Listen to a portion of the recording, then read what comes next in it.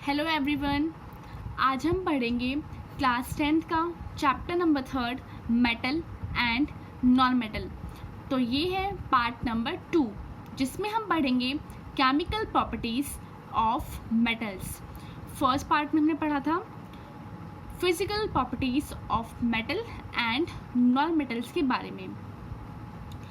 तो हमें पढ़नी केमिकल प्रॉपर्टीज़, और केमिकल प्रॉपर्टीज़ जानने के लिए केमिकल रिएक्शन करवानी पड़ती है, तभी तुम जान पाएंगे उस सब्सटेंस की। हम यहाँ पे करवा किसकी है, मेटल की।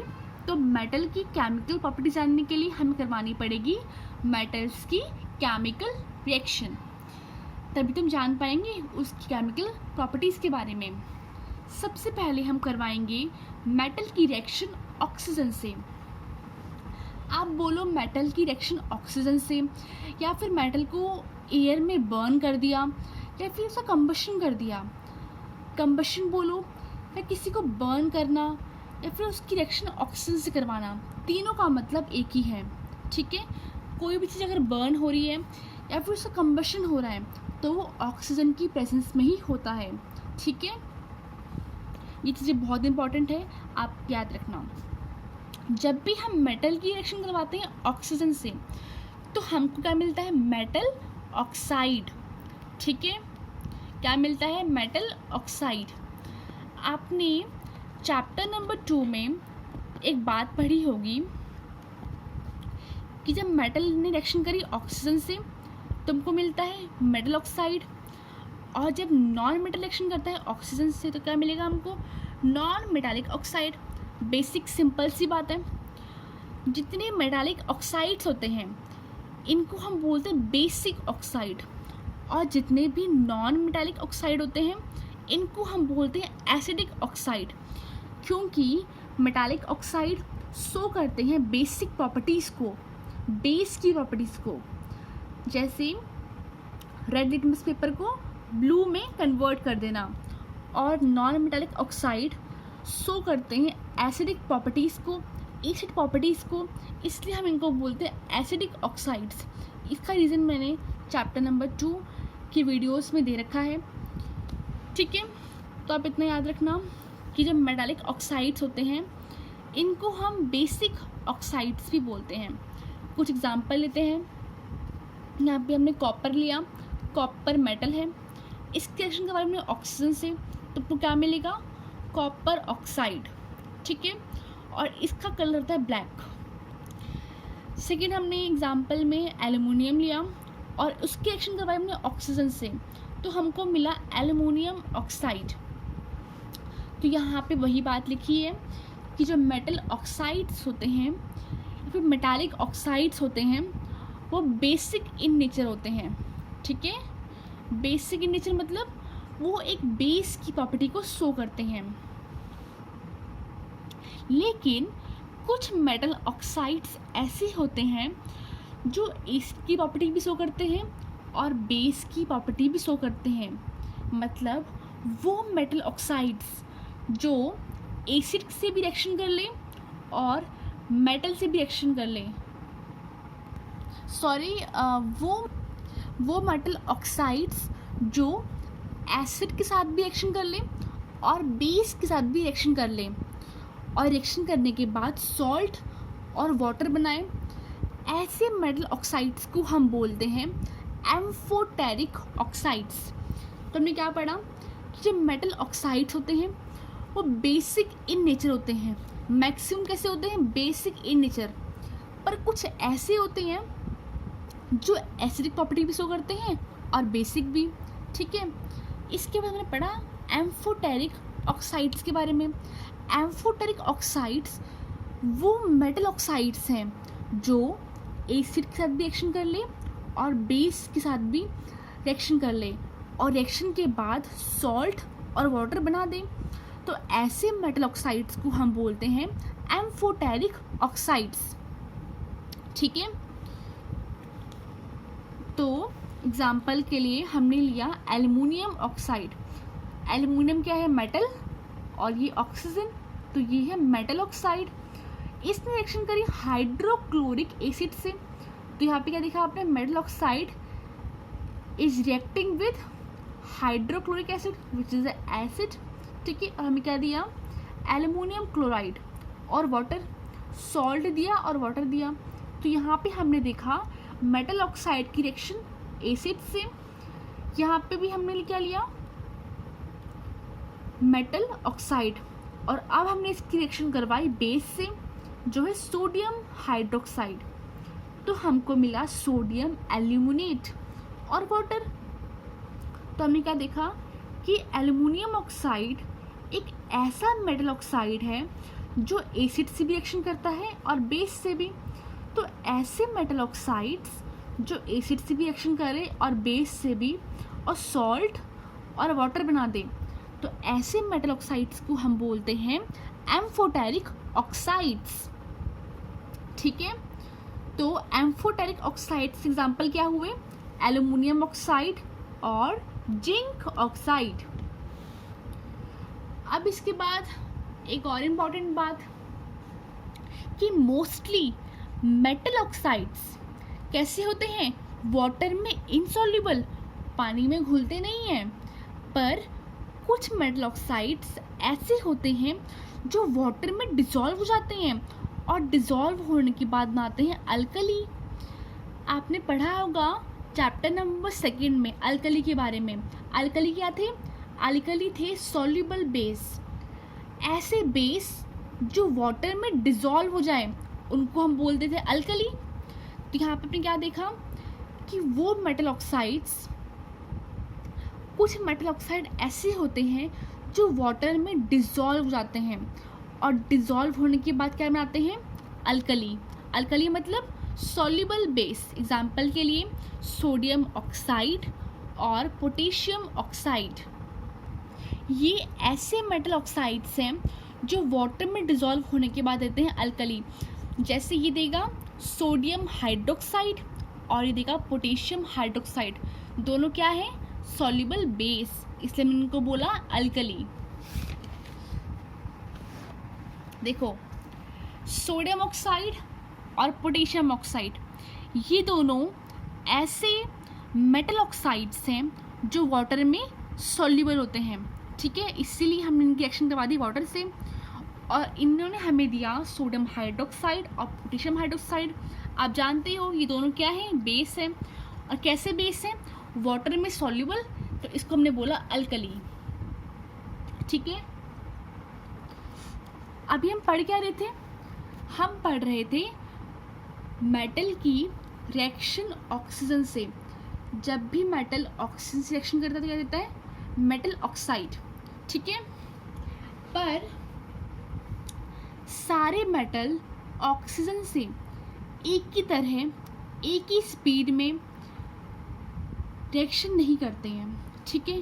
कुछ काफ़ी पावरफुली उनसे रिएक्शन करते हैं, कुछ काफ़ी वीकली करते हैं और कुछ रिएक्शन ही नहीं करते। जैसे पोटेशियम और सोडियम, ठीक है, काफ़ी जल्दी रिएक्शन कर लेते हैं ऑक्सीजन से, ठीक है। अगर आप पोटेशियम और सोडियम को ऐसे ही एयर में खुला रख दोगे तो ये फायर को कैच कर लेगा, ठीक है, इसमें आग लग जाएगी, ठीक है। इसीलिए हम इन चीज़ों से बचने के लिए पोटेशियम और सोडियम को केरोसिन ऑयल में रखते हैं। तो यहाँ पे आपने क्या देखा कि पोटेशियम और सोडियम ऐसे मेटल हैं जो काफ़ी जल्दी ऑक्सीजन से रिएक्शन कर लेते हैं और फायर कैच कर लेते हैं, ठीक है, जिनकी वजह से आग लग जाती है। तो इस चीज़ से बचने के लिए हम इनको कहाँ रखते हैं, केरोसिन ऑयल में, ठीक है। आपने देखा कितनी जल्दी रिएक्शन कर लेते हैं ऑक्सीजन से। सेकंड है सिल्वर और गोल्ड, ये भी मेटल है। ये ऐसे मेटल है जो ऑक्सीजन से रिएक्शन ही नहीं करते। अगर आप हाई टेम्परेचर भी दोगे ना तब भी ये ऑक्सीजन से रिएक्शन नहीं करेंगे। इसके बाद एक टर्म है एनोडाइजिंग। एनोडाइजिंग एक प्रोसेस है, ठीक है, एक प्रक्रिया है, ऐसी प्रोसेस जिसमें एल्युमिनियम एक मेटल है जिसके ऊपर ऑक्साइड की एक थिक लेयर लग जाती है। कैसे, जब एल्युमिनियम ऑक्सीजन से रिएक्शन कर लेता है तो उसके ऊपर ऑक्साइड की एक थिक लेयर आती है, और उस लेयर के आने की वजह से जो वो एल्युमिनियम का मेटल है वो कोरोजन से बच जाता है। कोरोजन मतलब रस्टिंग से बच जाता है। तो एक प्रोसेस है जो हेल्प करता है एल्युमिनियम को कोरोजन से बचाने के लिए। कैसे? एक ऑक्साइड की थिक लेयर डेवलप करने के बाद। तो सेकंड हम पढ़ेंगे मेटल की रिएक्शन वाटर से। हम जानेंगे कि मेटल वाटर से कैसे रिएक्शन करता है। जब भी मेटल वाटर से रिएक्शन करता है तो बनाता है मेटल ऑक्साइड और हाइड्रोजन गैस इवॉल्व होती है। अगर मेटल ऑक्साइड सॉल्युबल हुआ वाटर में तो वो दोबारा से रिएक्शन कर लेगा वाटर से, ठीक है, और बना देगा मेटल हाइड्रोक्साइड और हाइड्रोजन गैस। तो अगर हम कह सकते हैं कि जैसे मान लो कि मेटल ने रिएक्शन करी वाटर से तो वो बनाएगा मेटल ऑक्साइड और हाइड्रोजन गैस, ठीक है। अगर मेटल ऑक्साइड वाटर में कैसा है, इनसॉल्युबल, तो रिएक्शन इतनी होगी, ठीक है। अगर मान लो मेटल ऑक्साइड आपका वाटर में सॉल्युबल हुआ तो रिएक्शन कैसी होगी कि मेटल रिएक्शन करेगा वाटर से और वो बना देगा मेटल हाइड्रोक्साइड और हाइड्रोजन गैस इवॉल्व होगी। दोबारा समझते हैं एक बार और। जब मेटल रिएक्शन करता है वाटर से तो बनाता है मेटल ऑक्साइड और हाइड्रोजन गैस निकलती है, ठीक है। अगर मेटल ऑक्साइड वाटर में इनसॉल्युबल हुआ तो रिएक्शन सिर्फ इतनी होगी। अगर मेटल ऑक्साइड वाटर में कैसा हुआ, सॉल्युबल, तो वो दोबारा से रिएक्शन कर लेगा वाटर से और क्या बना देगा, मेटल हाइड्रोक्साइड, ठीक है। अगर in case metal oxide water में सॉल्युबल हुआ तो रिएक्शन डायरेक्ट ये होगी, ठीक है। Metal react with water and form metal hydroxide and hydrogen gas, ठीक है। अब हम लेंगे कुछ एग्जांपल्स। सबसे पहले हम देखेंगे कि पोटेशियम और सोडियम वाटर से कैसे रिएक्शन करते हैं। तो एक बात याद रखना कि पोटेशियम और सोडियम हमेशा कोल्ड वाटर से रिएक्शन करते हैं। कैसे वाटर से? कोल्ड वाटर से। और जब ये रिएक्शन करेंगे तो क्या बनाएंगे, पोटेशियम ऑक्साइड। पोटेशियम ऑक्साइड जो होता है वो वाटर में सॉल्युबल होता है तो वो दोबारा से रिएक्शन कर लेगा वाटर से, ठीक है। तो क्या बना लेगा, पोटेशियम हाइड्रोक्साइड। इसलिए हम इस रिएक्शन को लिखेंगे डायरेक्ट। पोटेशियम रिएक्शन करेगा वाटर से और बनाएगा potassium hydroxide, hydrogen gas evolve होगी और निकलेगी हीट। सोडियम भी सेम वैसे रिएक्शन करता है। सोडियम रिएक्शन करेगा वाटर से, बनाएगा सोडियम हाइड्रोक्साइड, क्योंकि यहाँ पे जो सोडियम ऑक्साइड बनता है वो वाटर में सॉल्युबल होता है, इसलिए हमने इस रिएक्शन को डायरेक्ट लिखा है। सोडियम रिएक्शन करेगा वाटर से और बनाएगा सोडियम हाइड्रोक्साइड और हाइड्रोजन गैस इवॉल्व होगी और हीट निकलेगी, ठीक है। तो यहाँ पे क्या देखा आपने, हीट इवॉल्व हो रही है। तो इस रिएक्शन को हम बोलेंगे एक्सोथर्मिक रिएक्शन, ठीक है। ये रिएक्शन बहुत वायलेंट होती है, ठीक है, जिसकी वजह से जो यहाँ पे हाइड्रोजन गैस इवॉल्व हो रही है ना, ये फायर को कैच कर लेती है, ठीक है, इसमें आग लग जाती है। तो रिएक्शन कैसी है, काफ़ी वायलेंट है, ठीक है। अब हम पढ़ेंगे, देखो यहाँ पे हमने देखा कैल्शियम और सोडियम ये दोनों एक की तरह रिएक्शन करते हैं। रिएक्शन किससे करते हैं, ये कोल्ड वाटर से, और क्या बनाते हैं, हाइड्रोक्साइड बनाते हैं। सेकेंड है कैल्शियम और मैग्नीशियम। कैल्शियम मैग्नीशियम एक की तरह रिएक्शन करते हैं। जब भी कैल्शियम और मैग्नीशियम रिएक्शन करते हैं हॉट वाटर से, ठीक है, और ये क्या बनाते हैं, कैल्शियम हाइड्रोक्साइड, मैग्नीशियम हाइड्रोक्साइड और हाइड्रोजन गैस इवॉल्व होती है। तो यहाँ पे क्या होता है, जो कैल्शियम है, कैल्शियम वाटर पे फ्लोट करता है, ठीक है। कैल्शियम वाटर पर फ्लोट करता है, क्योंकि जो हाइड्रोजन गैस की बबल्स होते हैं ना, वो इनकी सरफेस पे स्टिक हो जाते हैं। कैल्शियम और मैग्नीशियम पे जो हाइड्रोजन गैस की बबल्स होते हैं वो स्टिक हो जाते हैं, जिसकी वजह से कैल्शियम और मैग्नीशियम वाटर की सरफेस पे फ्लोट करते हैं। हमने क्या पढ़ा, कैल्शियम मैग्नीशियम किससे रिएक्शन करते हैं, हॉट वाटर से। तो पहले क्या बनाएंगे, ऑक्साइड बनाएंगे, पर ऑक्साइड कैसे होंगे, वाटर में सॉल्युबल होंगे, इसलिए हमने रिएक्शन को लिखा direct, calcium react with water and forms calcium hydroxide and hydrogen gas. और ये वाली जो रिएक्शन है कैल्शियम और मैग्नीशियम की, ये लेस वायलेंट होती है, ये पोटेशियम और सोडियम की तरह हाईली वायलेंट नहीं होती है, ठीक है। इसके बाद थर्ड कैटेगरी है एल्युमिनियम, फेरस, जिंक। ये तीनों एक तरीके की रिएक्शन करते हैं, जैसे पोटेशियम और सोडियम कोल्ड वाटर से, मैग्नीशियम और कैल्शियम हॉट वाटर से, वैसे एल्युमिनियम, फेरस और जिंक करते हैं। एल्युमिनियम, फेरस, जिंक ये ना ही हॉट वाटर से रिएक्शन करते हैं और ना ही कोल्ड वाटर से, ये रिएक्शन करते हैं स्टीम से। किससे, स्टीम से। स्टीम मतलब वेपर से। देखो एल्युमिनियम रिएक्शन करी वाटर वेपर से और बनाया एल्युमिनियम ऑक्साइड। इसका मतलब क्या है कि जो ये ऑक्साइड है ये ज़रूर वाटर में सॉल्युबल नहीं होगा। अगर ये वाटर में सॉल्युबल होता तो यहाँ पे क्या बनता, एल्युमिनियम हाइड्रोक्साइड, फेरस हाइड्रोक्साइड और जिंक हाइड्रोक्साइड, ठीक है। यहाँ पे ये जो ऑक्साइड्स हैं वाटर में इनसॉल्युबल है, इसलिए रिएक्शन हमने इतनी लिखी है। तो क्या देखा हमने, एल्युमिनियम, फेरस, जिंक ये ना ही हॉट वाटर से रिएक्शन करते हैं और ना ही कोल्ड वाटर से। ये रिएक्शन किससे करते हैं, स्टीम से करते हैं। स्टीम मतलब वेपर से करते हैं। और क्या बनाते हैं, एल्युमिनियम ऑक्साइड और हाइड्रोजन गैस इवॉल्व होती है। जब फेरस करता है वाटर वेपर से तो बनाता है फेरिक ऑक्साइड और हाइड्रोजन गैस इवॉल्व होती है। और जब जिंक करता है वाटर सेक्शन मतलब जिंक ऑक्साइड और हाइड्रोजन गैस इवॉल्व होती है। इसके बाद फोर्थ कैटेगरी में आते हैं लेड, कॉपर, गोल्ड, मरकरी और गोल्ड। ये ऐसे एलिमेंट्स हैं, ऐसे मेटल्स हैं जो वाटर से रिएक्शन ही नहीं करते। तो हमने 4 कैटेगरी देखी मेटल की। पहली कैटेगरी सोडियम, पोटेशियम, ये ऐसे मेटल थे जो कोल्ड वाटर से वायलेंटली रिएक्शन करते हैं और हाइड्रोक्साइड बनाते हैं और हाइड्रोजन कैसे इवॉल्व होती है। सेकंड कैटेगरी देखी हमने कैल्शियम की और मैग्नीशियम की, जो हॉट वाटर से रिएक्शन करती है, जो कि लेस वायलेंट है और क्या बनाती है, मेटल हाइड्रोक्साइड और हाइड्रोजन कैसे इवॉल्व होती है।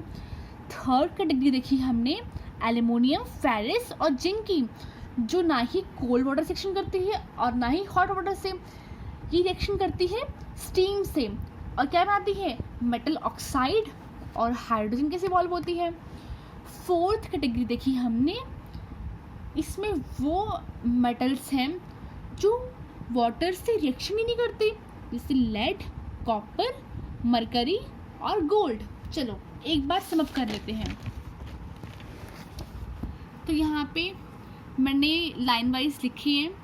इनको लर्न करने की एक ट्रिक है जिसके बारे में मैं आपको बताऊंगी नेक्स्ट वीडियो में, जब टॉपिक आएगा रिएक्टिविटी सीरीज़ का। तो ट्रिक ऐसी कुछ सी, कत्ल ना कर मेरी अल्लाह जीना, फिर भी है क्यों हुजूर आज आऊँ, ठीक है। तो यहाँ पे क्या है, पोटेशियम, सोडियम रिएक्शन करते हैं कोल्ड वाटर से और फायर को कैच कर लेते हैं, क्या बनाते हैं, मेटल हाइड्रोक्साइड और hydrogen gas.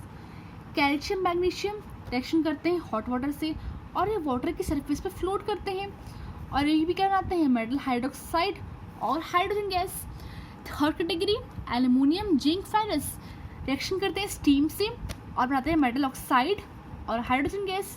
Fourth category lead, copper, gold, mercury, mercury, Ag है मरकरी, Au है गोल्ड।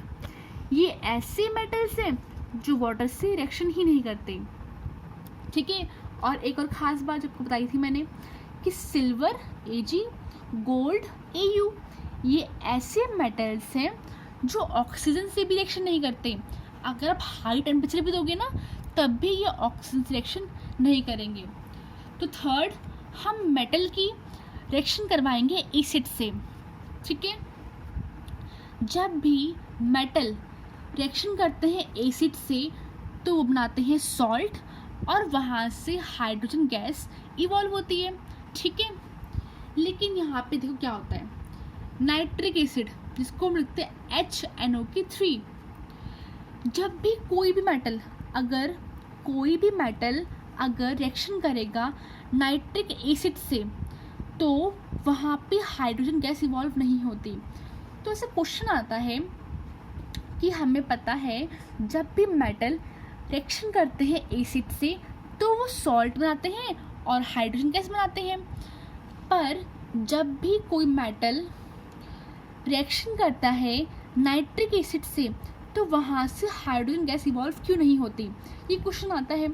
इसका आंसर ये है कि नाइट्रिक एसिड जो है नाइट्रिक एसिड एक स्ट्रॉन्ग ऑक्सीडाइजिंग एजेंट है। क्या है ये?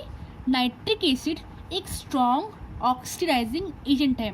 इसका मतलब ऑक्सीडाइजिंग एजेंट का मतलब जो दूसरों को ऑक्सीडाइज करे, जो दूसरों का ऑक्सीडेशन करवाए और खुद रिड्यूस हो जाए, मतलब जो दूसरों को ऑक्सीडाइज करवाए, दूसरों में ऑक्सीजन को ऐड करवाए पर खुद ही रिड्यूस हो जाए, जो खुद का रिडक्शन करवा दे और बाकियों का ऑक्सीडेशन करवाए, उसको हम बोलेंगे ऑक्सीडाइजिंग एजेंट।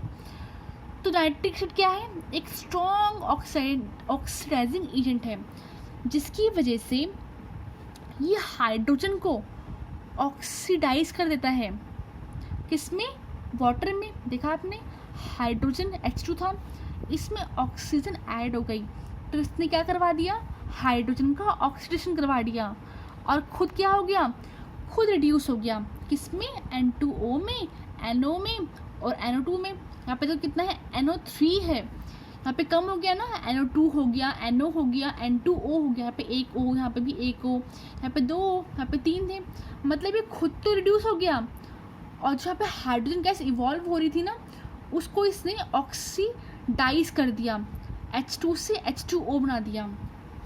तो हमने क्या पढ़ा कि नाइट्रिक एसिड एक स्ट्रॉन्ग ऑक्सीडाइजिंग एजेंट है। ये हाइड्रोजन को तो ऑक्सीडाइज कर देता है, हाइड्रोजन का ऑक्सीडेशन करवा देता है, किसमें? वाटर में, और खुद रिड्यूस हो जाता है। इसीलिए हाइड्रोजन गैस इवॉल्व नहीं होती है। हाइड्रोजन गैस के लिए क्या बनता है? H2O बन जाता है। इसीलिए जब भी नाइट्रिक एसिड से कोई मेटल रिएक्शन करता है तो वहाँ से H2 गैस इवॉल्व नहीं होती, वहाँ से क्या होता है? वहाँ पे H2O बनता है, क्योंकि नाइट्रिक एसिड एक स्ट्रॉन्ग ऑक्सीडाइजिंग एजेंट है। लेकिन दो मेटल हैं जो रिएक्शन करते हैं डाइल्यूट नाइट्रिक एसिड से और क्या प्रोड्यूस करते हैं? H2 गैस, जिसका नाम है मैग्नीशियम और मैग्नीज। आप ये भी याद रखना कि ऐसे कौन से तो दो मेटल हैं जो नाइट्रिक एसिड से रिएक्शन करके H2 गैस को इवॉल्व करते हैं, उनका नाम है मैग्नीज और मैग्नीशियम। और पहला क्वेश्चन क्या आता है कि नाइट्रिक एसिड से जब रिएक्शन करते हैं मेटल तो H2 गैस क्यों इवॉल्व नहीं होती है? क्योंकि नाइट्रिक एसिड एक स्ट्रॉन्ग ऑक्सीडाइजिंग एजेंट है जो हाइड्रोजन को ऑक्सीडाइज कर देता है H2O में। लास्ट है एक्वारेजिया। एक येलो बॉक्स बना है जिसमें लिखा हुआ एक्वारेजिया के बारे में। एक्वारेजिया कुछ भी नहीं है, ये एक सॉल्यूशन होता है, ठीक है, जिसमें गोल्ड डिज़ोल्व हो जाता है। आपने सुना होगा कि बहुत से लोग होते हैं जो अगर मान लो गोल्ड देखा है आपने, उस पर काली काली सी कवरिंग हो जाती है, तो उसको साफ़ करवाने के लिए वो जाते हैं किसी भी ज्वेलर के पास में, फिर गली में भी कुछ लोग आते हैं बेचने के लिए, मतलब बोलते हैं कि आप अपने गोल्ड को क्लीन करवा लो, तो वो क्या करते हैं? वो एक्वारेजिया यूज़ करते हैं। एक्वारेजिया एक मिक्सचर है, किसका? कंसनट्रेटेड HCl का, कंसनट्रेटेड हाइड्रोक्लोरिक एसिड का और कंसनट्रेटेड नाइट्रिक एसिड का। इसमें हाइड्रोक्लोरिक एसिड और नाइट्रिक एसिड 3:1 की रेशियो में प्रेजेंट होते हैं। मतलब 3 प्रपोर्शन किसका है? HCl का। अगर 3% HCl का 1% क्या होगा? Nitric acid. तो इस रेशियो में हाइड्रोक्लोरिक एसिड और नाइट्रिक एसिड प्रेजेंट होते हैं।